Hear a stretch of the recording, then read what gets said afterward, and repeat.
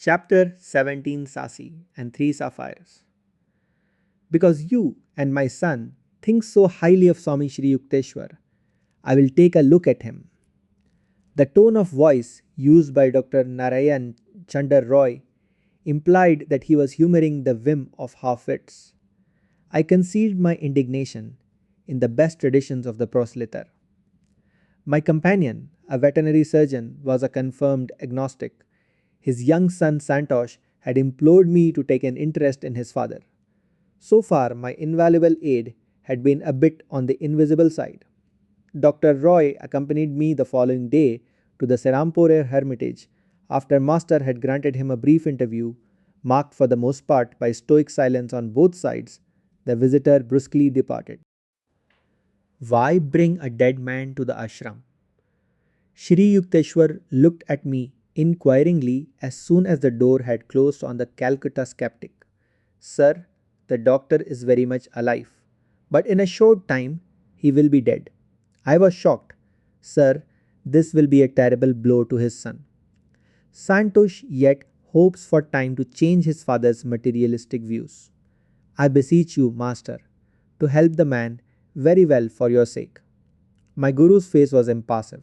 The proud horse doctor is far gone in diabetes, although he does not know it. In 15 days he will take to his bed. The physicians will give him up for lost. His natural time to leave this earth is 6 weeks from today. Due to your intercession, however, on that date he will recover. But there is one condition. You must get him to wear an astrological bangle. He will doubtless object as violently as one of his horses before an operation. Master chuckled after a silence, during which I wondered how Santosh and I could best employ the arts of cajolery on the recalcitrant doctor. Sri Yukteswar made further disclosures. As soon as the man gets well, advise him not to eat meat. He will not heed this counsel, however, and in 6 months, just as he is feeling at his best, he will drop dead.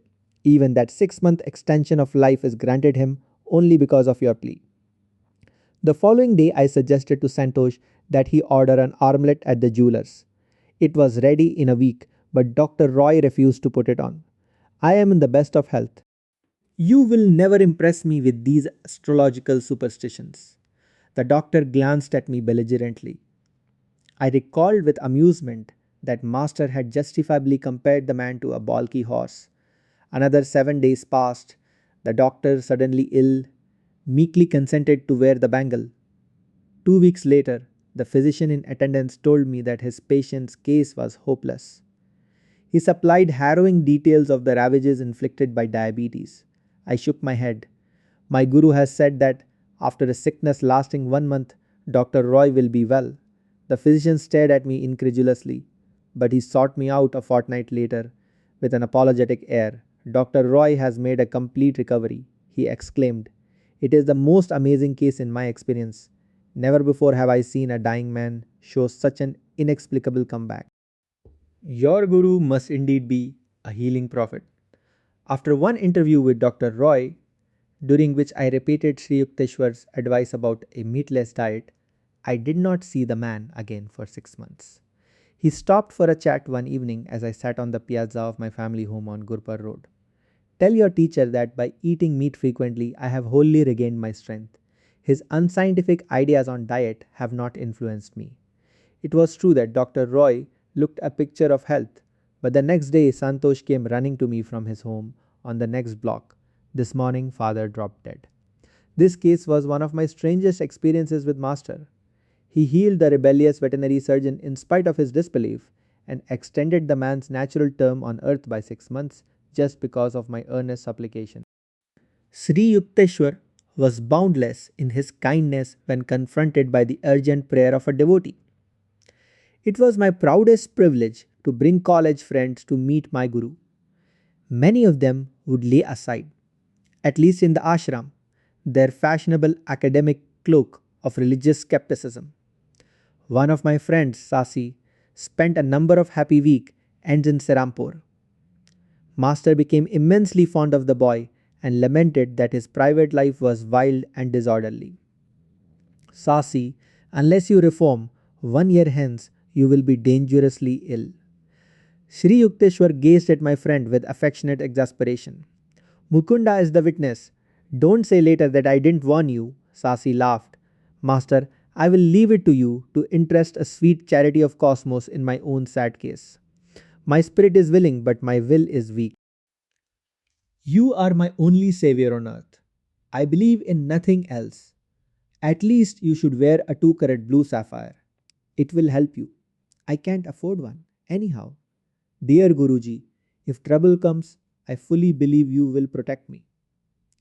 In a year, you will bring 3 sapphires, Sri Yukteswar replied cryptically. They will be of no use then. Variations on this conversation took place regularly. I can't reform, Sasi would say in comical despair, and my trust in you, Master, is more precious to me than any stone. A year later, I was visiting my Guru at the Calcutta home of his. Disciple Naren Babu, about 10 o'clock in the morning, as Sri Yukteswar and I were sitting quietly in the second floor parlor. I heard the front door open. Master straightened stiffly.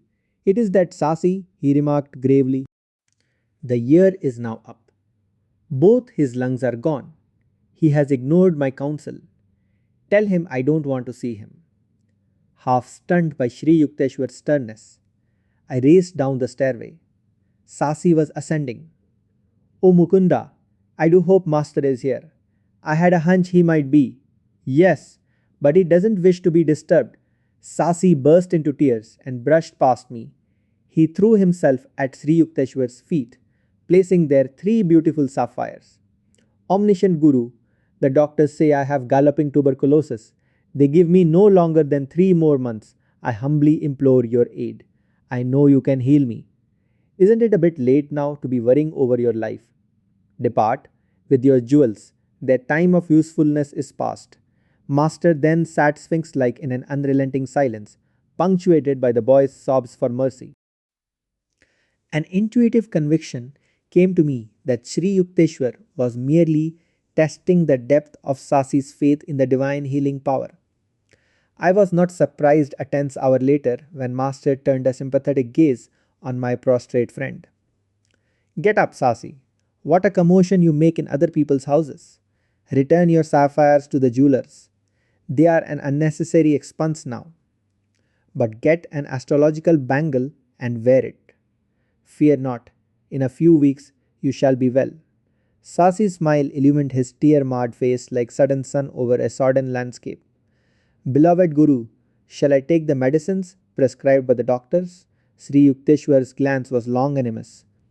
Just as you wish, drink them or discard them, it does not matter. It is more possible for the sun and moon to interchange their positions than for you to die of tuberculosis. He added abruptly, Go now, before I change my mind. With an agitated bow, my friend hastily departed.